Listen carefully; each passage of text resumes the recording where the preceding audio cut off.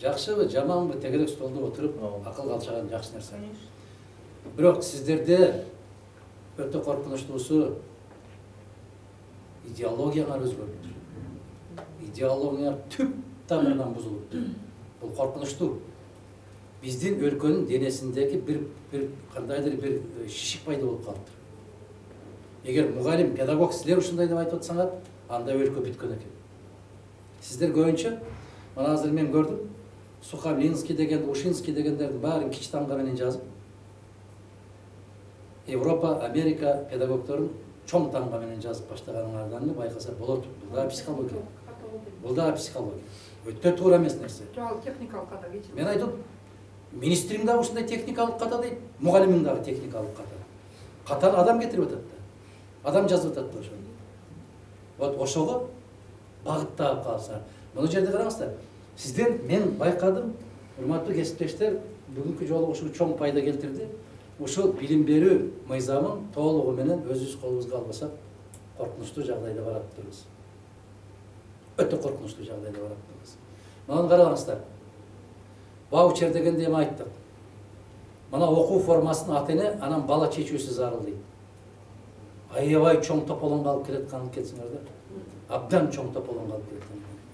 Бизде педагогиканын ичинде психология деген сабак бар. Эмне үчүн балдардын баарын бирдей кийинтирип, бирдей сабакка отургузуп, бирдей партага отургузуп, бирдей сабак берген? Эмне үчүн? Мына сиздер айтып аткан, жана Бакыт мырза айтып аткан. Байдын да, кедейдин да, башканын да балдары бирдей кийинсин. Мээсине закка кетпесин. Бирөө $1,500 Gucci кийип келип, бирөөсү мына Дордойдон сатып алган 200 сомдук ботинке кийип отурбаш керек. Түшүнөсүздөр ушуну? Сиз Магнитогорскийде окудум деп атасыз. Жок, мен бирок уланып калган. Сиздин айтканыңызга. Сиздин айтканыңызга каршы эмесмин. Мен каршы эмес болсоңор мына карабайсыңарбы? Мына сунуштарды айтып атасыңар. Окуу формасын ата-эне, анан бала чечүүсү. Муну талкуулаш керек жөнүндө. Окуу формасын итак чечип атат. Бүгүн чечип атат. Мисалы үчүн ата-эне каалаган мектепте окутуп атабы? Уксаңыз. Жаңы конуштан болбордон окутат. Өзү чечип атпайбы? Уксаңыз, жок. Биз кезинде, мен вице-премьер болуп турган кезде, жаш мугалимдин депозити дегенди киргизгенбиз. Биз кеттик ошол менен 10 миң болду, бүт баары жок болду. Жаш мугалимдин депозити деген маселе, ошол жаш мугалим бүтүп келген болсо, бүт ошого депозитти бериш керек дагы. Аны Акталагабы, Алайкуугабы, Алайгабы, Лейлекеби жиберишибиз керек. Себеп кээ бир айылдарда азыр орус тил мугалими жок. Адабият мугалими жок. Математика, физика мугалимдери жок. Англис тилди айтпай эле коелу. Сиздерден биз ушундай сөздөрдү угабызго деп күткөнмүн. А силер булуттун үстүндө жүрөсүңөр. Кыргызстан балчыкта калыптыр, мына азыр Асылбек мырза көрсөттү. Төмөндөн да төмөн экенбиз го билимдери боюнча. Биз да эмне үчүн төмөн дегенди сиздер уксаңыздар, мисалы үчүн эмне үчүн төмөн болуп атабыз? Анткени себеби убагында бул мугалимдерди даярдоо, мугалимдердин квалификациясын жогорулатуу деген сиздер эжеке, сиздер тилекке каршы союз тарагандан кийин бир 10 жылдын ичинде талкаланып бүттү. А бирок 10 жылдын ичинде сиздерди башкарып аткан илимдин доктору академик Акаев болду да. Маселе ушунда турат да. Демократиялык коомду курабыз. Кечирип коесуңар, демократия менен жерге 7 жолу кирип кетсин Кыргыз. Демократияны токтотушубуз керек деп атабыз биз. Гендер дегенди унутушубуз керек. Демократия дегенди унутушубуз керек. Башка дегенди бизде улут деген маселени коюшубуз керек. Бизде келечек деген маселени коюшубуз керек. Бизде адам, инсан, руханий дүйнө дегенди коюшубуз керек. Мына ошондо гана мен сиздерге түшүнүктүү болуш үчүн айтайын, эгерде кыргызды мисал келтирсе, кемчонтойлук боюнча ишенбейбиз го, кыргыз айта берет дегендей болуп. Мына Асылбек мырза эгер ушундай лекцияны бул жигит эмес, башка бир бөтөн жактан келген жигит окуса, о, кандай башы керемет иштейт деп суктанып отурмаксың. Бакыт мырзанын келтирген салыштырмаларын келтирген болсо, Азамат жакшы иштептир демекпиз. Биз демейбиз, себеп бул кыргыздын жигиттери. Дегенге кудуретибиз жетпейт. Себеп улуттук менталитетибиз ушундай. Биз бөтөн жакты ушуну кайталаганды аябай жакшы көрөбүз. Ошентип, жанагы кагазга тегеленде өрдөктүн буту сынып туруп алып, биз токтоттук моундай жеке мектеп, жеке сектор, коомчулукка ар кандай формадагы мектептерди ачуу, лицензияны токтотуп. Бул не деген маскаралык? Мен өкүнөм. Эрмек мырза, мен өкүнөм. Каттуу өкүнөм бүгүнкү тегелексиз. Мен каттуу өкүнөм. Мына караңыздар, мектепке, жергиликтүү бийликке, ата-энеге каржылык жана чечим чыгаруу мүмкүнчүлүгү. Биздин менталитетти билип туруп, кантип ушундай сунуш киргизесиздер сиздер? Менталитетти билесиздер сиздер. Кантип ушул сунушту киргизет? Мына бир жанакы бет ачарыңарда да айтып кеттиңер. Биздин программа ушундай. 7 гана жогорку окуу жайына улуттук мамлекеттик макамы менен калтырып, анын баарын мамлекеттик каржылыкка алып, мен 15-20 жылдан бери бул сөздү айтып келатам. Калган жогорку окуу жайлардын бүтүндөй баарын талапты коюп, мыйзамдын негизинде иште деп кой бериш керек. Бирок биз келечекке адис даярдайбыз десек, мугалим даярдайбыз, инженер даярдайбыз, дарыгер даярдайбыз десек, 7 жогорку окуу жай киргенден баштап Союздун мезгилинде чыкканга чейин мамлекеттин эсебинен каржыланышы керек. Мамлекеттик жатакана, мамлекеттик шейшеп көрпө төшөктөр, мамлекеттик стипендия, мамлекеттик китепкана китептер. Мына ушуну күткөнмүн мен силерден, ушуну сунуш кылат го дегендей болду. Бирок мына бара-бара баягы грипп кандай жайылган болсо, биздин мугалимдерге дагы ушул жайылып бүтүп туруп. Айпери мен сурандым эле, сен ушул Эрмек мырза менен сүйлөшөсүңөрбү, ким менен сүйлөшөсүңөр, акылдашасыңар, мага айылдын мугалимдери керек деп суранган. Ал боюнча Абдулла менен байланышып сунуштаганбыз. Бизге мына баягы шаар көргөн эчкиден корк дегендей болуп, бөтөн жактын системасына көрүп калган кишиден качышыбыз керекпиз. Биз тазаланышыбыз керек. Башта биз менен суктанчу. Биздин маданият, биздин билим, биздин адабият менен суктанышчу. Мына айтып атасыздар азыр. Дүйнөлүк масштабка чыгышыбыз керек деп. Дүйнө бизден башталат, мугалимдер. Биз кандай болсок, дүйнө бизге ошондой карайт. Мына Стамбулдан окуп келип атасыңар, ал жакшы. Маселе жок. Керемет. Бирок каалайсыңар, каалабайсыңар, мен үчүн азыр Казакстанды көрсөттүңүздөр го. Бизден канча тепкич жогору дедиңиз? Азыр эле, өтө чоң эмес. Мен кече ошол улуттук университетинде болуп келдим. Мен ошол мугалимдер менен, студенттер менен катышып келдим, көрүп келдим. Аларда 12 апрель илим күнү деп аталат.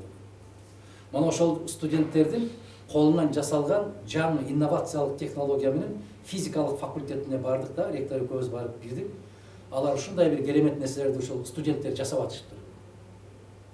Алар ушул деңгээлге түшүп кетсе, биз алардан да төмөн болуп кеткен болсок, анда биз кайсы деңгээлде экенибизди элестетип көргүлө. Баткакка баткан экенбиз да. Ошол үчүн депутаттар арыз жазса 7 ката менен жазып аткан турбайбы? Ошол үчүн министрлерин букадан сүт алып аткан турбайбы? Ошол үчүн министрлерин Өзгөн районуна алып барып Баткенге кошуп аткан турбайбы? Билим берүү министринин орун басары. Сессияда расмий түрдө. Ошондойду көрбөсөңүз эжеке кандай дейсиз? Мына силердин 41 ректор, 41 жогорку окуу жайдын ректорлору, Россиянын 40 жогорку окуу жайдын ректорлору келди, билим берүү министри келди, кыргыз министри келди, билим берүү. Анан ошол жалаң ректорлор катышкан жыйынга салам кат жаздыңыздар да, илип койдуңуздар. Ошонун өзүндө 2 ката болду. Анан министриңер эмне деди? 2 ката эч нерсе болбойт деди. Ошол идеология бар. Ошол биздин деңгээлибиз. 2 ката менен канча алат экзаменге тапшырып атканда диктанттан? Канча алат 2 ката менен? 4 Дил баян жазса канча алат? Аякта деген 4 параметр менен. Дил баян жазса 4 алат. Диктант жазса 3 алат. 3 алат. Мына көрдүңүзбү? Дил баян менен диктанттын айырмасы барбы? Мен дагы педагогиканы жакшы эле окугам, Кудайга шүгүр. Мен да тарыхчымын, Асылбек мырза. Мен да тарых факультетин бүткөнбүз. Бирок ошол биз окуп аткан мезгилде ошол Россиядан бүтүргөнбүз. Бизге 2 жыл педагогиканы берилди. Азыркылар деле ошондой окуйт. Азыр могул бир баяндамада айтпадыбы? Тарыхты эле бүтүрүп койсо бүттү, мугалим болот деген жаңылыш сөз дегенден мен мугалимдердин сөзүн сиздердикин кайталап атам. Өзүмдөн эмес. Ошондуктан тарыхты бүтүрөсүң, башканы бүтүрөсүңбү? Педагогика дегенди 2 жыл окучубуз. мына Джон Лок дегенди, Каменский дегенди азырга чейин жатка айтып берем мен. Ошол кезден окутканбыз бизди. Аманашвили деген чыккан ошол мезгилде аябай популярдуу болду. Педагогдор. Сизге 5 коюш керек. Рахмат. Аманашвилини билген бар, билбеген бар. Эми биздин азыркы учурда педагогдорду даярдоодо педагогика 1-2 курста окулат. Анан жанагы практикага багытталган эми система жөнүндө сөз болгондо бизде 1 курстан баштап пассивдүү практикага кирет да.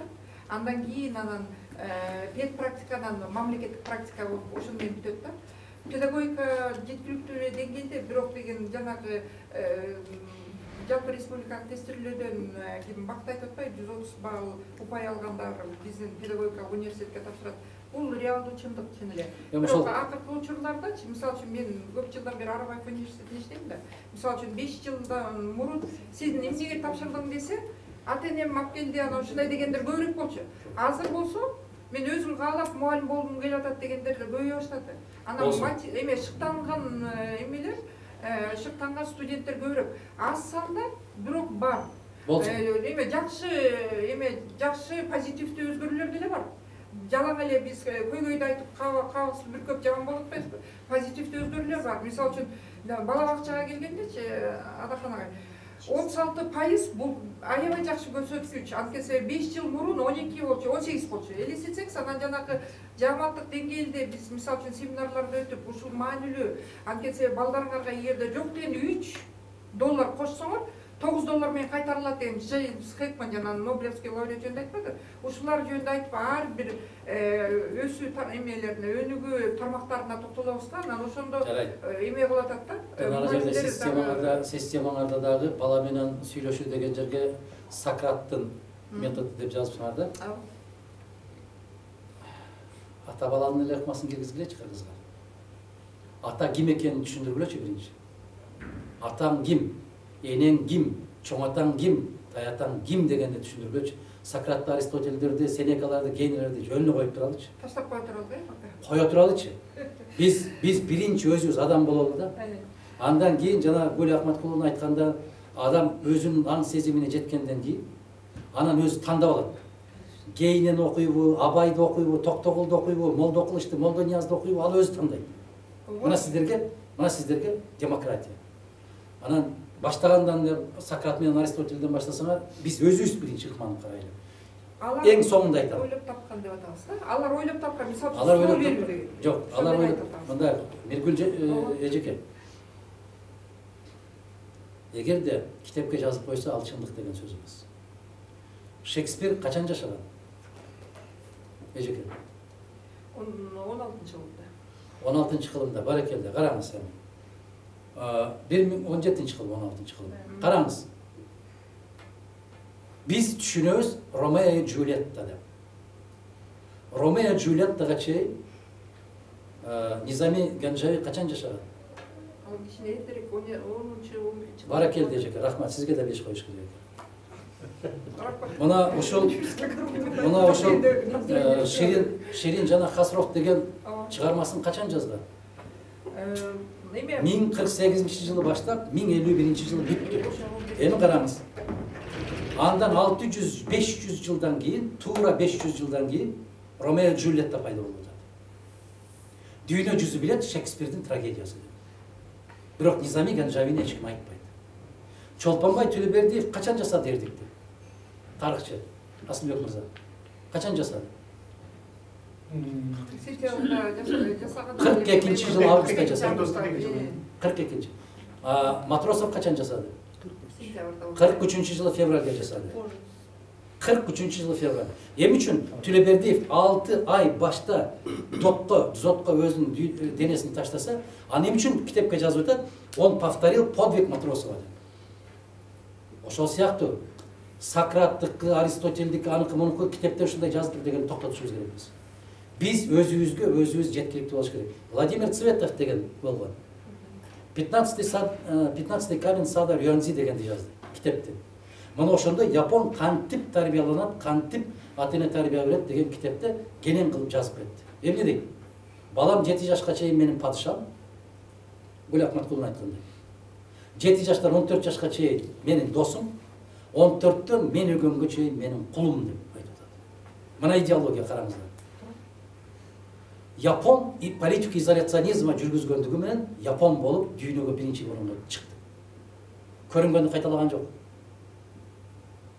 Биз кыргыздар ушул жолго түшүшүбүз керек, өз жолубузду өзүбүз табышыбыз керек, өз философиябыз менен жашашыбыз керек. Бизде Махмуд Кашкари, Жусуп Баласагындын жазган чыгармаларын Американ менен Европаңдын бирөөдө жазылат. Ибн Синанын жазып кеткен китебин Европаң менен Англияң, Америкаң жазылат. Биз ошондой Илим, билимдин деңгээлинин бардыгы жараткан берсе бизден чыгат деген үмүт менен өзүбүздүн форманы сактап калалы. Эрмек мырза, сизге дагы бир жолу ыраазычылык билдирем.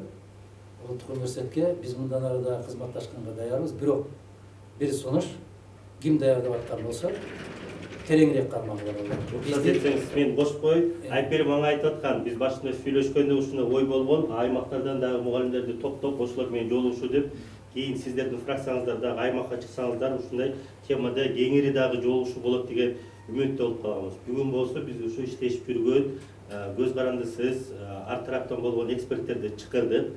Сиздердин көз карашыңыздарды да уктук, бул башка эксперттердин көз карашын уктук, министерство билим берүүдөн да чыктырабыз деген ойдо болуп эле. Биздин негизги максатыбыз ар бир тарапка ар кандай ушундай жалпы маалымат берүү. Бүгүн сиздердин жалпы демеңиздин көз карашыңыздарды көрүп, эми мындан ары баягыдай сиз айткандай Тил табышабыз. Тил табышып болсун. Иштешкенге аракеттенебиз. Мы хотим, понимаете, у нас самое основное, мы хотим, мы проблемы знаем на местах, но мы хотим услышать их предложения, их видение на решение этой проблемы, потому что эта проблема касается нас всех. Внуки у нас, дети, не имеет значения. Но если мы не поднимем и не начнем с низов и с детей, то мы потеряем в целом нацию и государство, понимаете? Это наш генофонд. Это первый вопрос, который мы должны смотреть. Воспитание, образование наших детей, а потом уже здоровье. Понимаете? А на местах, да, мы дожились до чего? Что дети оскорбляют учителей. Когда это было? Почему мы не поднимаем вообще роль, да? Почему это происходит сейчас?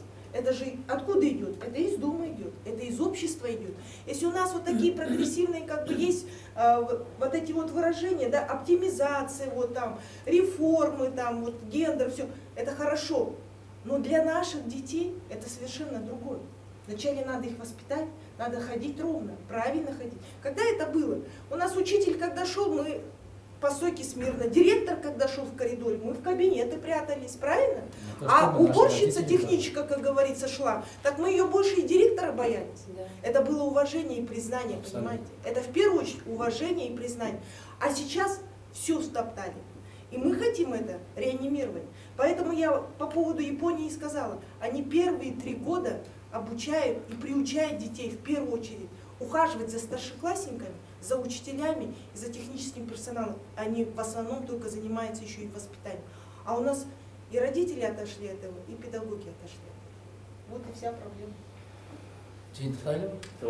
Тема чоң экен, бирок иштейбиз. Сизге сөз, Эрмек. Мындай кылсак болот. Негизи көйгөйдүн ар кандай эмеси чечимдери болот да. Мисалы АКШда республикачылдар өздөрүнүн башкача көз карашын тандайт. Демократтар башкачараак. Анан бул жерде деле ар кандай көз караштар болушу мүмкүн да.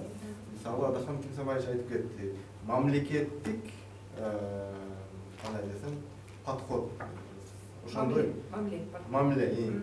Ошондой багытта барсак, кичине башкача ой жүгүрткөн экспертиза керек, башкача ой жүгүрткөн эксперттер керек деп аны түшүндүк. Региондорго чыксак болот. Ошондо баягы сиз айтып атасыз, мугалимдерди, жөнөкөй карапайым мугалимдерди угалтып, эмки жолугушууну ушул сыяктуу эле темада ошол мугалимдерди чакырып, ошондой жыйын кылсак болот да. Анан сиздер айтсаңыздар, бизге мына ушундай эксперт керек, ушул маселенин үстүнөн иштесин деп. Чогуу сиздерди анда сунуш күтөбүз. Кандайдыр бир эксперт сиздерге жагып атса, ошол экспертти жалдап чогуу иштесек болот. Жарайт, Эрмек мырза, мен азыр көпчүлүгүнүн убактысын албайын деп атам. Азыр бүткөндөн кийин экөөбүз бир 3 мүнөткө сүйлөшөбүз. Бизде конкреттик сунуштар бар. Буюрса, аны акылдашабыз, э? Баарыңыздарга рахмат. Анан муну агайлар, Бакыт мырза, Асылбек мырза, Биргүл эжеке, эгерде депутаттар кандайдыр бир сөздөрдүн пикирин айтып койгонсо капа болбоңуз. Жок, биз Плюрализм аябай демократиялуу мамлекет. Бир юрист болушубуз керек, диалог болуш керек. Эң башкысы бир юрист угуу маданияты дагы абдан маанилүү. Биз балдарда ошону үйрөтсөк, бул абдан маанилүү. Бир ойду аягына чейин айтсак, Анан себеп ар кимдин ыкмары кандай экен, мисалы Бакыт мырза кандай сүйлөдү, Асылбек мырза кандай сүйлөдү. Асылбек мырза бийлеп барып сүйлөдү. Эмоция ар кимде кандай да. Ошондуктан туура түшүнөбүз баарыбыз. Рахмат. Жакшы. ишиңерге ийгилик болсун. Сиздерден аябай